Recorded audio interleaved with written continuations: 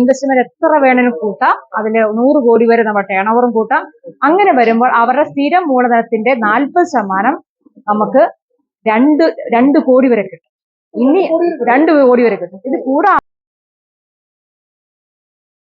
കേരള വർഷത്തിന്റെ പുതിയൊരു വീഡിയോയിലേക്ക് എല്ലാവർക്കും സ്വാഗതം. അപ്പൊ ഇന്ന് നമ്മുടെ കൂടെയുള്ളത് ഇടുക്കി ജില്ലയുടെ കൂടെയുള്ളത്. അപ്പൊ നമുക്കിന്ന് ഈ സബ്സിഡി സ്കീമിനെ കുറിച്ച് അതിന്റെ മെഷറിനെ കുറിച്ച് എല്ലാം പറഞ്ഞു തരുന്നതായിരിക്കും. അപ്പൊ മിസ്സിനോട് നമസ്കാരം. നമസ്കാരം. അപ്പൊ ഒന്ന് പറഞ്ഞോളൂ, നമുക്ക് എന്തൊക്കെയാണ് പറയാനുള്ളത് നമ്മുടെ പ്രേക്ഷകർക്ക്. ആയിക്കോട്ടെ, എല്ലാവർക്കും നമസ്കാരം. ഞാൻ ജില്ലാ ജനറൽ മാനേജറാണ്. എനിക്ക് വളരെ സന്തോഷമുണ്ട് ഇങ്ങനെ ഒരു വീഡിയോ ചെയ്യുന്നതിലേക്ക്. കാരണം നമുക്ക് നമ്മുടെ കേരളത്തിന്റെ പ്രത്യേകത വിദ്യാഭ്യാസ ആൾക്കാർ വർദ്ധിച്ചു വരികയും എന്നാൽ അവർക്ക് തൊഴിൽ തേടി അന്യരാജ്യങ്ങളിലും അന്യ സ്ഥലങ്ങളിലേക്ക് അലയുമ്പോഴേക്കും ഇവിടുത്തെ റിസോഴ്സ് ഉപയോഗിച്ചുകൊണ്ട് ഒരു സംരംഭം തുടങ്ങുക എന്നുള്ളതിനെ കുറിച്ച് നല്ല ഐഡിയാസോ അല്ലെങ്കിൽ അവരെ അതിനെക്കുറിച്ച് കൂടുതൽ ബോധവാന്മാരാകാറില്ല. എന്തുകൊണ്ടെന്നാൽ അവർക്ക് മുമ്പിരിക്കുന്ന ഒരുപാട് കഷ്ടപ്പാടുകൾ അല്ലെങ്കിൽ മാർക്കറ്റിങ്ങിനെ കുറിച്ചുള്ള വേവലാതി കൊണ്ടായിരിക്കണം അങ്ങനെ ഒരു കാര്യത്തിലേക്ക് പോകുന്നത്. എന്നാൽ എല്ലാം നമ്മുടെ മുന്നിലുണ്ട് എന്നുള്ള കാര്യം അവർ ഓർമ്മിക്കുന്നില്ല. അതുകൊണ്ട് എനിക്ക് ഇത്തരം കാര്യം നമ്മുടെ എന്താ പറയുക പുതിയ സംരംഭം ആരംഭിക്കുന്ന എന്തെല്ലാം പ്രതിസന്ധികളുണ്ടോ അതെല്ലാം കടന്നു പോകാനായിട്ട് സർക്കാർ തലത്തിൽ ഒരുപാട് കാര്യങ്ങൾ ചെയ്യുന്നുണ്ട്. ഞാൻ അതിന് മുൻപ് ഒരു സംരംഭകൻ വന്നു കഴിഞ്ഞാൽ ഒരാളുടെ ഒരു ഡ്രീം അദ്ദേഹം ഉണ്ടായിക്കഴിഞ്ഞാൽ തീർച്ചയായിട്ടും അറിയിക്കേണ്ടത് വ്യവസായ വാണിജ്യ വകുപ്പിനെയാണ്. അവിടുത്തെയുള്ള ജീവനക്കാരെന്ന് പറഞ്ഞാൽ നമ്മുടെ പഞ്ചായത്ത് തലത്തിലുള്ള ED-മാർ മുതൽ ഓണ്ടർപ്രണർ എന്താ പറയുക സപ്പോർട്ടിലേക്ക് നമ്മളെ ഒരുപാട് ഇന്റേൺസിനെ നിയമിച്ചിട്ടുണ്ട്. അതുകൂടാതെ നമ്മളുടെ ബ്ലോക്ക് പഞ്ചായത്തിൽ ഇന്റേൺസ് വ്യവസായ വികസന ഓഫീസർമാരുണ്ട്, താലൂക്ക് വ്യവസായ ഓഫീസർമാരുണ്ട്. ഇവരെ നിങ്ങളൊക്കെ കോൺടാക്ട് ചെയ്ത് നമുക്ക് എല്ലാ വിവരങ്ങളും, അതായത് ഒരു സംരംഭം തുടങ്ങാൻ എന്തെല്ലാം ചെയ്യണമോ അതെല്ലാം നമുക്ക് അറിയാൻ കഴിയും. പ്രത്യേകിച്ച് ഒരു സംരംഭകൻ ആദ്യം പറഞ്ഞത് നമ്മൾ ചെയ്യേണ്ട പ്രോജക്റ്റ്, നമ്മളെ ഡ്രീമിനനുസരിച്ച് വരുന്ന പ്രോജക്റ്റിന്റെ ടെക്നോളജി എവിടെ നിന്ന് കിട്ടുന്നു, ഈ ടെക്നോളജിക്ക് അനുസരിച്ചുള്ള മെഷറികൾ എവിടെ നിന്ന് കിട്ടുന്നു, അതിനുള്ള മാർക്കറ്റിംഗ് സിസ്റ്റം എങ്ങനെയാണ്, ഇത്തരം കാര്യങ്ങൾ അറിഞ്ഞിട്ട് വേണം നമ്മൾ സംരംഭം ആരംഭിക്കേണ്ടത്. അപ്പൊ ആദ്യപടി എന്ന് പറയുന്നത് നമ്മുടെ ടെക്നോളജിയാണ്. ടെക്നോളജിക്ക് ഏറ്റവും ആധാരം എന്ന് പറയുന്നത് മെഷറിയാണ്. ഇത് രണ്ടും സെലക്ട് ചെയ്ത് കഴിഞ്ഞാൽ പിന്നെ നമ്മുടെ പദ്ധതിക്ക് എത്രമാത്രം എക്സ്പെൻസ് അല്ലെങ്കിൽ പദ്ധതി തുടങ്ങുന്നതിന് എത്രമാത്രം തുക ആവശ്യമുണ്ടെന്ന് നമ്മൾ കണക്കാക്കുന്നു. അവിടെയാണ് നമ്മളുടെ കയ്യിൽ ഉണ്ടാകുന്ന തുക ആദ്യം തന്നെ നമുക്ക് ഈ ഫീൽഡിൽ ഇറക്കി തീർക്കാതെ നമുക്ക് പരമാവധി സർക്കാരിന്റെ ധനസഹായത്തോടുകൂടി അല്ലെങ്കിൽ ബാങ്കിന്റെ സഹായത്തോട് ചെയ്യുകയാണെങ്കിൽ മുന്നോട്ട് പോകുന്ന റിവോൾവ് ചെയ്യുന്ന നമ്മുടെ ഫണ്ട് നമ്മളെ തന്നെ ഇരിക്കുകയും ചെയ്യും. അപ്രകാരം ആണെങ്കിൽ സർക്കാരിന്റെ തലത്തിൽ വിവിധ പദ്ധതികളുണ്ട്. കേന്ദ്ര സർക്കാരിന്റെ പദ്ധതികളും കേരള സർക്കാരിന്റെ പദ്ധതികളും സംയുക്തമായി പോകുന്ന ഒന്നാമത്തെ പദ്ധതിയാണ് PMFME എന്ന് പറയും.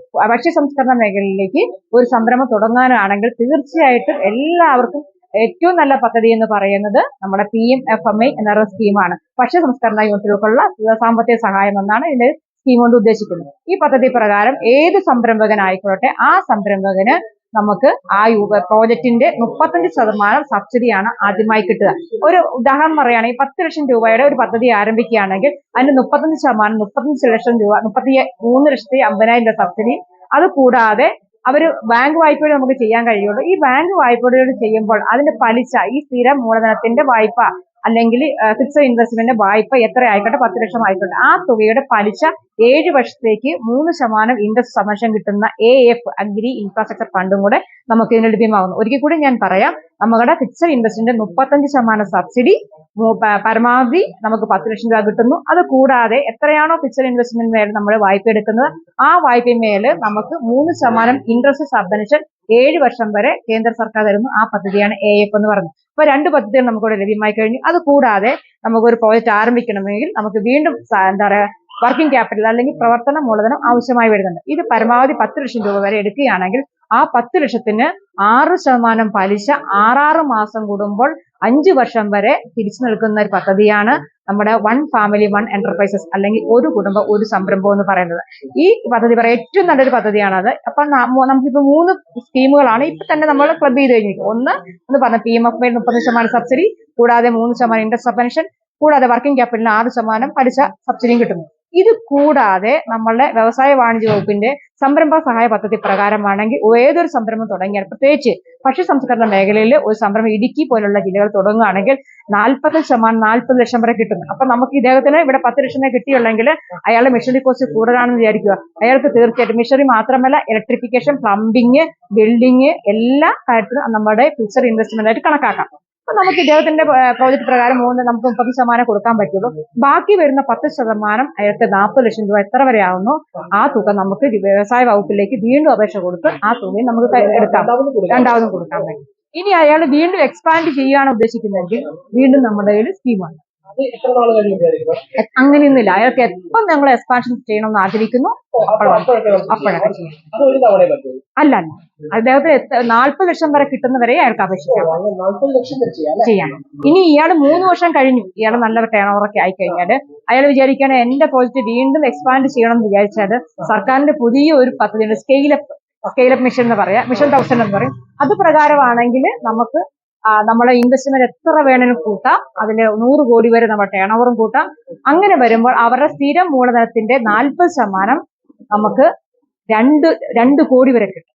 ഇനി 2 കോടി വരെ കിട്ടും. ഇത് കൂടാതെ നമുക്ക് ഇയാളുടെ വർക്കിംഗ് ക്യാപിറ്റൽ ഉണ്ട്, ഓഡി ഉണ്ട്, ക്യാഷ് ക്രെഡിറ്റ് ഉണ്ട്. അയാളുടെ ക്യാഷ് ക്രെഡിറ്റിന്റെ പലിശയുടെ 50% 50 ലക്ഷം വരെ കിട്ടും. ഇപ്പൊ ചുരുക്കത്തിൽ 2.5 കോടി കിട്ടി. ഇപ്പൊ 40 ലക്ഷം രൂപ അയാൾക്ക് ഓൾറെഡി കിട്ടിക്കഴിഞ്ഞു.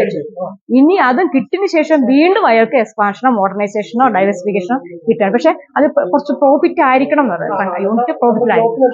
ഗ്രോത്തിനനുസരിച്ച് വീണ്ടും 2.5 കോടി വരും. ഇനി അയാളുടെ പ്രോജക്റ്റ് റിപ്പോർട്ട് തയ്യാറാക്കാൻ ആദ്യഘട്ടത്തിൽ നമുക്ക് 20,000 രൂപയായിരിക്കും നമ്മളൊരു ഗൈഡിനെ കൊടുക്കും. ആ ഗൈഡിന് നമ്മൾ DRP റിസോഴ്സ് പേഴ്സൺ എന്ന് പറയും, ആ ഗൈഡിന് നമ്മൾ 20,000 കൊടുക്കുന്നു. രണ്ടാമത് ഈ സ്കെയിലപ്പ് ചെയ്യുകയാണെങ്കിൽ വീണ്ടും നമ്മൾ എത്ര കൊടുക്കുന്നു വെച്ചാൽ 1 ലക്ഷം രൂപ ആ പ്രോജക്റ്റ് റിപ്പോർട്ട് തയ്യാറാക്കാനും കൊടുക്കും. അത്തരത്തിലുള്ള ഇനി ഇത് മാത്രമല്ല, ഇനി നമുക്കൊരു ചെറിയ കച്ചവടം തുടങ്ങണം വിചാരിച്ചു. ഞാനിപ്പോ ഇതൊരു ഉത്പാദന മേഖലയെ കുറിച്ചാണ് പറയുന്നത്. ഒരു കച്ചവടം തുടങ്ങണമെങ്കിൽ അയാൾക്ക് ചെറിയ കടയിടം, ഒരു പെട്ടിക്കട മുതൽ അല്ലെങ്കിൽ ചെരുപ്പൂത്തിക്ക് ചെറിയ കട മുതൽ വലിയ കട വരെ 10 ലക്ഷം രൂപയുടെ ലോൺ വരെ നമുക്ക് ഈ പറഞ്ഞ ഒരു കുടുംബം ഒരു സംരംഭം പദ്ധതി പ്രകാരം കച്ചവടക്കാർക്കെല്ലാം ചെയ്യും. ഇനി അത് മാത്രമല്ല, നിങ്ങളുടെ ഈ മിഷനറി എങ്ങനെ വന്നാലും നമ്മൾ ഇൻഷുറൻസ് ചെയ്യും. ആ പ്രീമിയം തുകയുടെ 50% നമുക്ക് കിട്ടും. അപ്പൊ എല്ലാ വർഷവും കിട്ടും പ്രീമിയം. ഇപ്പൊ 2,500 രൂപയാണ് കൊടുക്കുക, കാരണം ചെറിയൊരു തുകയെ വരുന്നു. ഇനി ഈ വർഷം അതും കൂട്ടുകയാണ്, സർക്കാർ വീണ്ടും കൂട്ടുകയാണ്. ഏതെങ്കിലും ഒരു കമ്പനിയുമായി ടൈപ്പായിട്ട് നമ്മൾ ഇൻഷുർ ചെയ്ത് കഴിഞ്ഞാൽ അതൊക്കെ ഈ നമ്മൾ ഉത്പാദന മേഖലയ്ക്ക് മാത്രമല്ല, കച്ചവട സ്ഥാപനം കിട്ടും, സേവന മേഖലയ്ക്ക് എല്ലാവർക്കും ഇൻഷുറൻസ് ഉണ്ട്.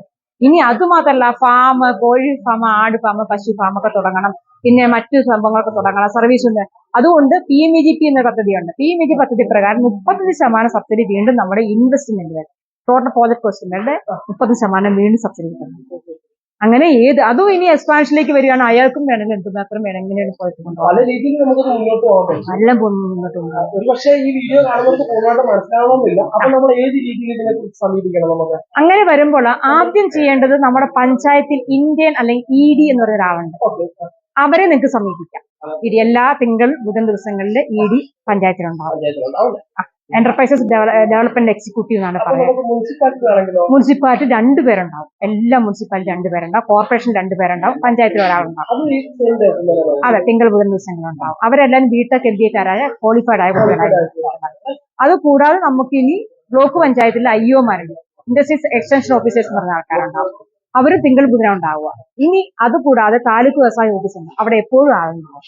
അവിടെ അതുകൂടാതെ TRP എന്ന് പറഞ്ഞ താലൂക്ക് റിസോഴ്സ് പേഴ്സൺ ഉണ്ടാവും. അതുകൂടാതെ ജില്ലാ വ്യവസായ കേന്ദ്രത്തിന്റെ ഫോണുകൾ ഉണ്ടാവും, അവിടെ ബന്ധപ്പെടാൻ പറ്റും. അത് എന്ന് പറഞ്ഞാല് ഏതൊരാൾക്ക് ഇനി വീടിനോട് ചേർന്ന് ചെറിയ സംരംഭം ചേർന്ന് നമുക്ക് ലൈസൻസ് ആവശ്യമില്ല. കാരണം 5 ലക്ഷം മാക്സിമം തുക കൊടുക്കുന്നത് 10 ലക്ഷം വരെയൊക്കെ ആയിരിക്കും. പക്ഷെ നമ്മൾ ശരിക്കും പറയാം 5 ലക്ഷം താഴെ അല്ലെങ്കിൽ 5 HP താഴെയുള്ള പ്രോജക്റ്റ് എന്നാണ്. 5 HP താഴെയുള്ള പ്രോജക്റ്റ്.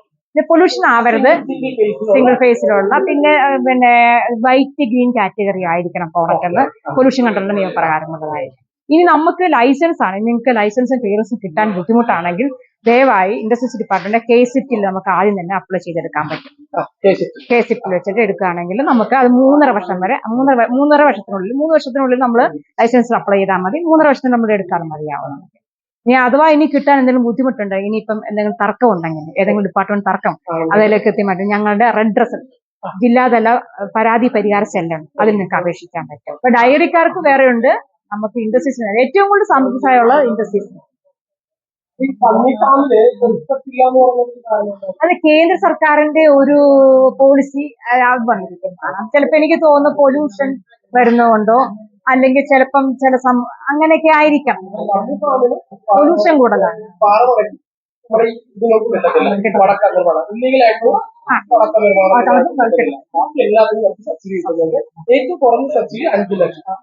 അല്ലല്ല, തുകയ്ക്കല്ല, അങ്ങനെ ആ പ്രോജക്ട് കോസ്റ്റ് അനുസരിച്ചായിരിക്കും കിട്ടുക. കാരണം ഇപ്പൊ നമ്മൾ വേറൊന്ന് കരകൗശലക്കാർ ചെറിയ കൊട്ടാവട്ടി അവരുടെ ടൂൾസ് വാങ്ങിക്കാൻ 50% കൊടുക്കും. അത് പിന്നെ 4 ലക്ഷം വരെ. എന്നാൽ അവർക്ക് വർക്കിംഗ് ക്യാപിറ്റൽ ആണെങ്കിൽ 50% സബ്സിഡിയാണ്. ഇപ്പൊ ഒരാള് ഇന്നലെ ഞാൻ അടിമാലി ഭാഗത്തൂടെ പോയപ്പം കുറെ പേര് വഴിയോരത്ത് വഴി ഇങ്ങനെ ഉണ്ടാക്കുന്നത് കണ്ടു. ഞാൻ അവര് തമിഴന്മാരാണ്. ഞാൻ അവിടെ ബന്ധപ്പെട്ടു. അവരവിടെ ചെന്നപ്പോ അവർ പറഞ്ഞു 15,000 രൂപയുടെ ടൂള് വേണമെന്ന് പറഞ്ഞു. ഞാൻ ചോദിച്ചു ഒരു 5,000 രൂപ വർക്കിംഗ് ക്യാപിറ്റലോട് തരട്ടെ ചോദിച്ചു. അത് തന്നോളാൻ പറഞ്ഞു. അപ്പൊ 20,000 രൂപ. അപ്പൊ 5,000-ന്റെ 2,500 രൂപ നമ്മൾ സബ്സിഡി കൊടുക്കുന്നു. 2,500 രൂപ ലോൺ കൊടുക്കാൻ മതി. അതുപോലെ ആ 15,000-ന്റെ പാതി 7,500 സബ്സിഡി കൊടുക്കാൻ പറ്റും. അങ്ങനെ ഒരുപാട് പദ്ധതികൾ. ഇത് ഞങ്ങളുടെ മാത്രമല്ല, ഈ എംപ്ലോയ്മെന്റ് എക്സ്ചേഞ്ച് സ്കീമുണ്ട്. പിന്നെ എന്താ പറയാ, അഗ്രികൾച്ചർ ഡിപ്പാർട്ട്മെന്റ് വേറെ സ്കീമുണ്ട്. സ്മാം എന്നൊരു സ്കീമുണ്ട്. കൂടാതെ ഫാം പ്ലാൻ എന്ന് പറഞ്ഞ സ്കീമുണ്ട്. സർക്കാരിന്റെ ഒരുപാട് നമ്മൾ ഈ പറഞ്ഞ കാര്യങ്ങളെല്ലാം അറിയണമെന്നുണ്ടെങ്കിൽ തൊട്ടടുത്ത ഇൻഡസ്ട്രിയൽ ഓഫീസ് ബന്ധപ്പെട്ടാണ്. അപ്പം എന്തെങ്കിലും കാര്യങ്ങളോ നൂലാമാലകളോ ഉണ്ടെങ്കിലും നമുക്ക് അതെ. ഇനി അതൊന്നുമല്ല, എന്റെ മൊബൈലിലേക്ക് ഒരു വോയിസ് മെസ്സേജ് അയച്ചാൽ മതി. ഇടുക്കി ജില്ലയിലാണെന്നുണ്ടെങ്കിൽ മേഡത്തിന്റെ നമ്പർ ഞാൻ മെൻഷൻ ചെയ്തേക്കാം. എന്തെങ്കിലും ഡൗട്ട് ഉണ്ടെങ്കിൽ അതിലേക്ക് വോയിസ് മെസ്സേജ് അയക്കാം. അല്ലെങ്കിൽ തന്നെ നമ്മുടെ ബാക്കിയുള്ള ഡിസ്ട്രിക്റ്റുകളിലെ എല്ലാത്തിനും നമ്പർ നമുക്ക് ഗൂഗിളിൽ അവൈലബിൾ ആണ്. അപ്പോൾ മേഡത്തിന്റെ വിലയേറിയ ഒരു സമയം നമ്മൾ ഞങ്ങൾക്ക് വേണ്ടി, അത് ഞങ്ങളെ പോലുള്ള കർഷകർക്ക് വേണ്ടിയിട്ട് മാറ്റിവെച്ചതിൽ വളരെ സന്തോഷം. ഇനിയുള്ള മുന്നോട്ടുള്ള സപ്പോർട്ട് പ്രതീക്ഷിച്ചുകൊണ്ട് നിർത്തുന്നു. മറ്റൊരു വീഡിയോയിൽ കേരള മിഷൻസ് കാണുന്നവരേക്ക് നമസ്കാരം. Okay, thank you.